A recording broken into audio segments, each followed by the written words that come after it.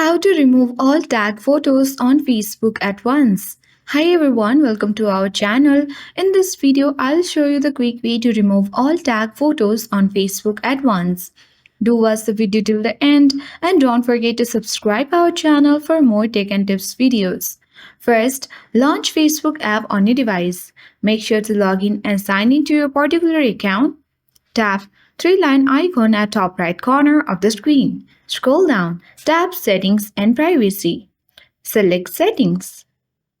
Scroll down, tap on Activity Log.